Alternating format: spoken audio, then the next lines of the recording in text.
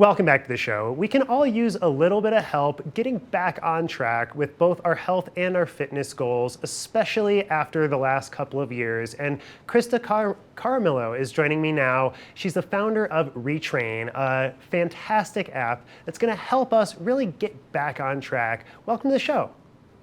Thank you for having me. Good morning. Good morning. So why don't you tell us a little bit about or how you started with Retrain and kind of what your goals are there? Sure. So I actually originally started Retrain after Hurricane Katrina. I'm from New Orleans originally. So after being displaced and moving back to New Orleans, Louisiana, I recognized the need for people to reset. So thus I left the clinical space and went into and started Retrain. And moving forward, now 2023, relaunching into California with the pandemic happening, I'm seeing the need again.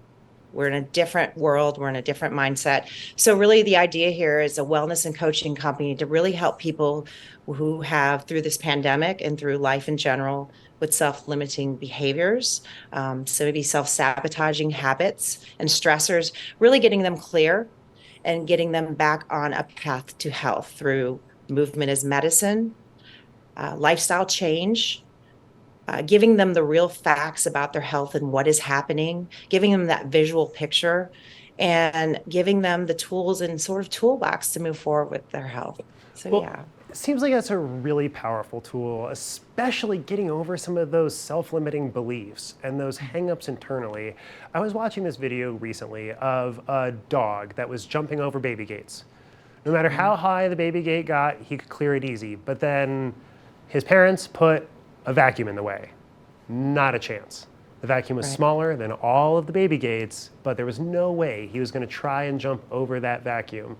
And it was just an amazing little illustration there of how those self-limiting beliefs can impact us and how mental barriers can be a little bit more limiting than any physical barriers can be. So tell us a little bit about how Retrain helps to kind of surmount some of those internal self-limiting beliefs.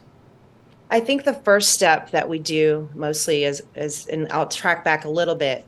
I think the opportunity for care and access to care is minimal right now. People are waiting, and maybe they have to wait months to see a provider, a healthcare clinician.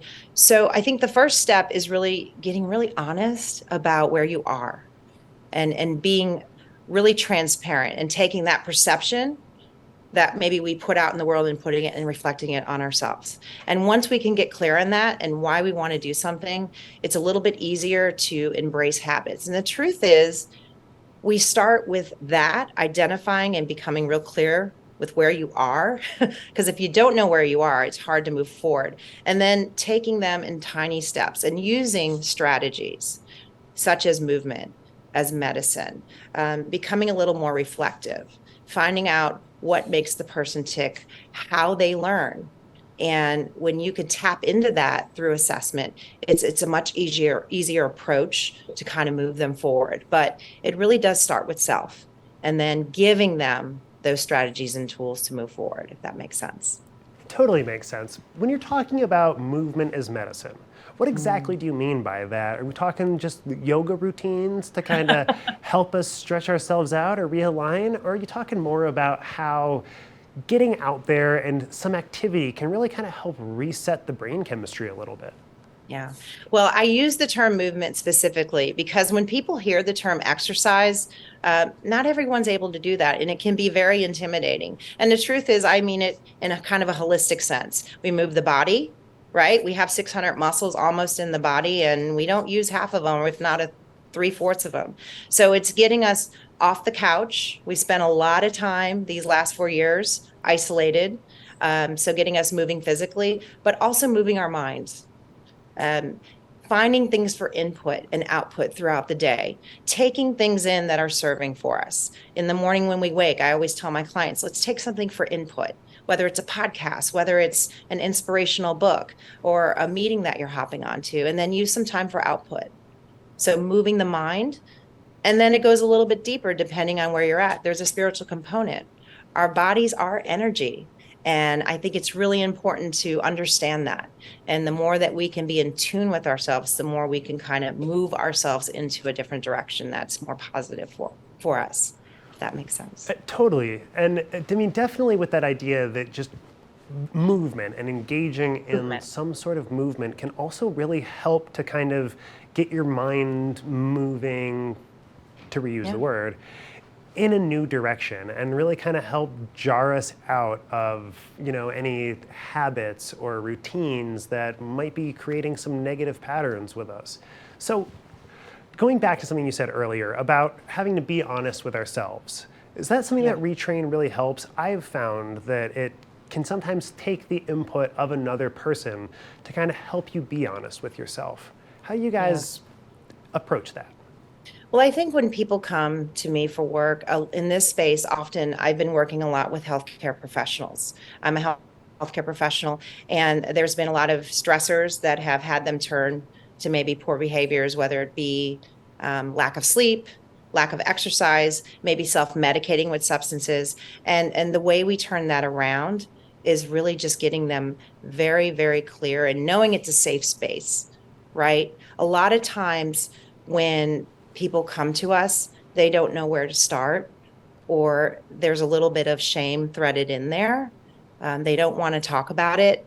And that in and of itself is the first step, is just getting people to understand that you're in a safe space where people understand and resonate with where you are, and that there's a lot of people who are going through this.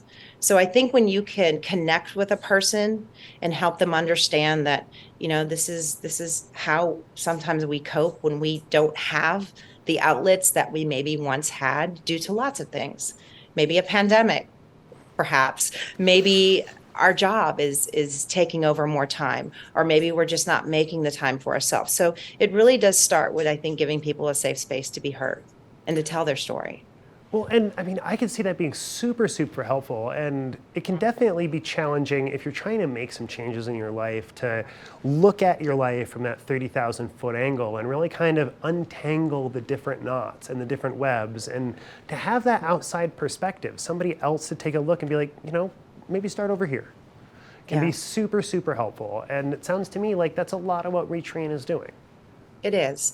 It is a step, especially when it comes to the type of clients that I work with. And right now, a lot of it is healthcare professionals or athletes and people who might be in professions where, and they're not able to hide. And what I mean by that is they have to work on a day-to-day basis with people. It's part of the profession. Whereas maybe someone who can work from home can be behind the computer screen. There's nowhere sometimes for them to turn and to feel like, hey, sometimes the helper needs the help. And there's the tricky part, because we're supposed to be that vision, that place of authority that's helping, and we can't be weak or vulnerable. And what I'm saying is the vulnerability is what's going to get you to the next step. There's just growth and comfort can't live in the same room. You have to have a little bit of vulnerability to have growth and change. And I think that's what Retrain allows people to do, is really, be vulnerable in spaces so we can attack and really work on the things to improve, and live the life they want to live. Well, and especially if you're in such a public facing and authoritative position, having Yeah. that safe space to kind of take care of yourself without the need or the prying eyes of the community that you're supposed to be serving can be super, Yeah. super helpful, and give people that space to really grow and make change. Absolutely. It's true. And a lot of times what I find is when you are in that space of authority, or especially in healthcare, a lot of times the support you seek, you work in those spaces. Maybe your insurance and you get your care at the hospital you work at. And sometimes healthcare professionals don't want people. We know we have HIPAA, but the reality is you may see people, and you don't want to share that. And that's unfortunate, because they may not be getting the care that they need. And those people as well need help. We're humans, and deserve the time and rest and space. And unfortunately, right now, in some positions, that's just not an option. Taking off a month to reset is just not an option for a lot of people.